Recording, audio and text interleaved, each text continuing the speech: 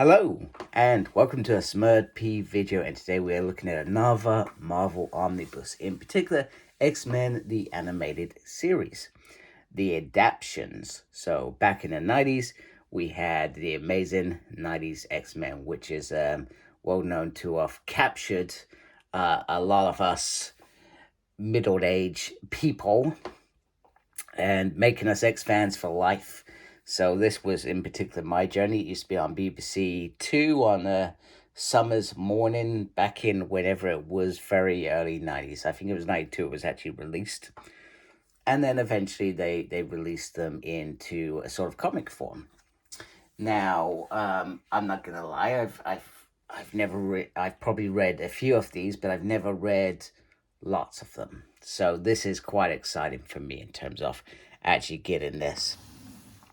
So on the side, we have the lovely yellow, and then we got Cyclops down at the bottom. And we all know that I'm a huge fan of Cyclops, so that makes me very happy. And this is the standard collector book. So sometimes with X-Men, Wolverine is thrown on lots of covers, and sometimes for no reason. With this animated series, it's about the ensemble for me in particular, and that's why I went for that classic picture art on the front, which reminds me of the VHS that I had as a kid of Volume 1, Night of the Sentinels. So the X-Men that defined a generation. So that is quite a big quote. There's not really any detail down there or anything else. You get this nice artwork up here. Get the rest of the cast there. Somebody is clear fan of Cyclops, because actually Cyclops is in three different points on here. So this has 41 issues, which for me is anything with 40 issues is a nice size omnibus with a nice amount of content. And I got this from Forbidden Planet, which is where I usually get all my omnibuses from. Sometimes they're hit and miss. Sometimes I get the perfect omnibus. Sometimes I get several that I'm sending backwards and forth until I can finally get that perfect omnibus. Because these cost a lot of money. They're not cheap. So if I'm investing in it, I want that perfect edition. So, and then Forbidden Planet, for all their failings, they do ensure that you get replacements. So what's this collect? X-Men Adventures, as it was called, in 1992, 1-15, which is considered season 1. X-Men Adventures 1994, 1-13, which is considered season 2. So you gotta remember, I was about to say there's a big gap between 2 years, but there's not. 1992, that would have been continuous for a couple of years. And then you got X-Men Adventures 1995, 1-13, which is season 3. And then unfortunately they drop off and don't continue going on. So underneath the Dusko, we got the creators. So we got Ralph Macchio and John Herbert, Ben Herrera, and Andrew Wildman. And once again, we got Cyclops there. I'm very blessed. I like Cyclops. Saturday Morning's Greatest Heroes was very correct. Yep.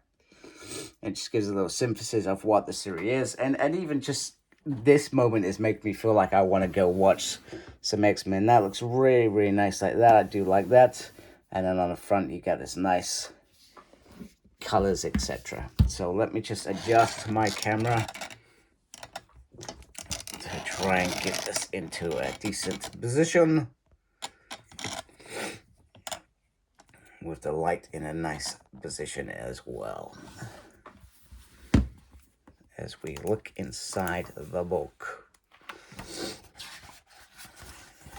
So here are all the creators, the pencilers, the inkers, colorists, the editors, and who put this together. So, and we have this beautiful content page which tells you everything you need. So I'm just going to quickly run through this because I feel like this is important. So you get Night of the Sentinels, A Death in the Family, Enter Magneto, Should Old Acquaintance, Captive Hearts, Northern Exposure, Yearning to be Free, The Cable Connection Part 2 of Yearning to be Free, The Irresistible Force, Something a Great Notion Part 1 of the Mer Island Saga.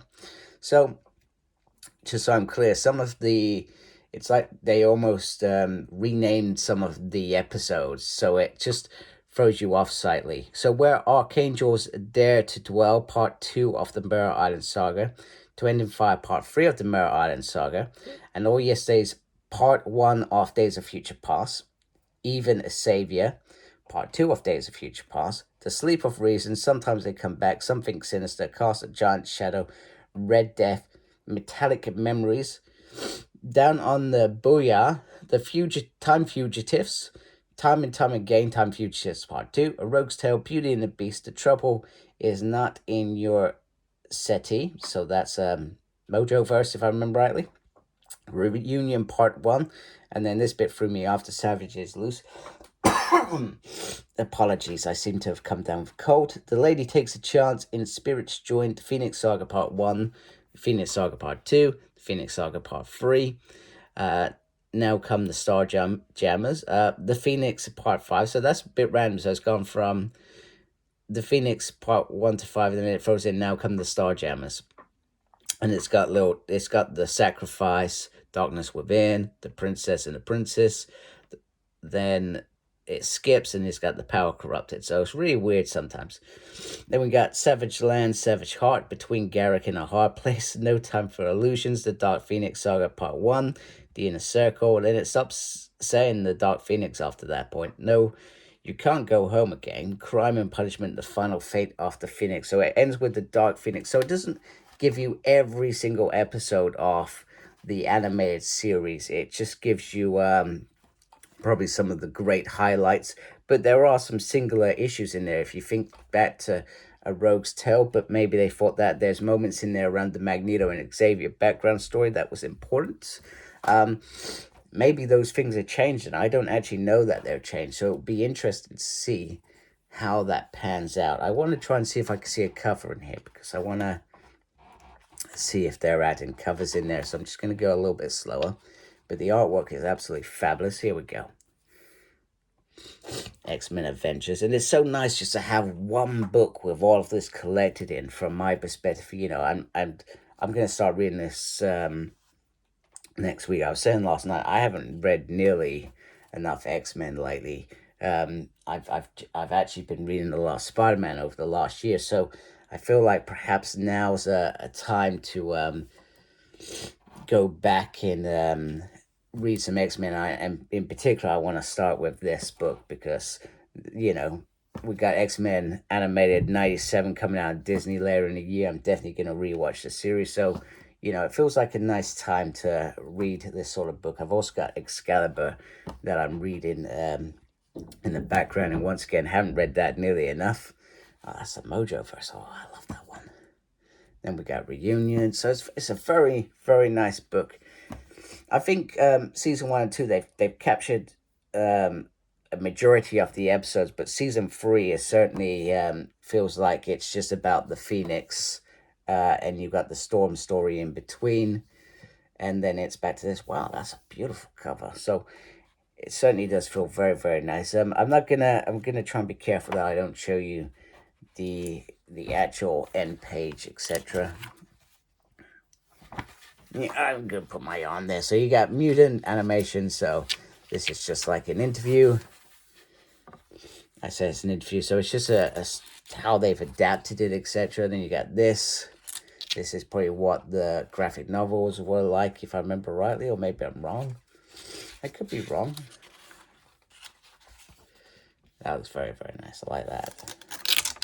So I'm very, very, very, very excited to read this. Looking forward to this. And there we go.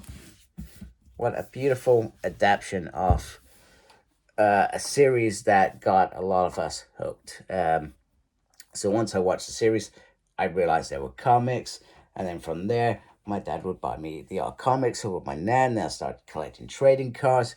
And then so forth and so forth. When I became a young adult, I'm sure you've heard the story. I sort of stopped collecting. I thought I had to be grown up, as you do. And then 2006, boom, I read Joss Whedon's Astonishing X-Men, and I was back in the game, and I haven't stopped since. You know, Marvel Legends X-Men and Omnibus series graphic novels. You know, it's mainly it's omnibuses these days. That's why I try to keep two rather than everything, because I don't need everything. I just want a nice book collection to look good on my shelf, etc. So that's me in a nutshell. So I hope you like my review, and if you like me as a YouTuber, please subscribe. We appreciate that. Thank you to everybody that is obviously subscribe. You guys mean a lot to me. Make sure you look after yourself. Very important these days. And as always, embrace the geekiness. Take care. Goodbye.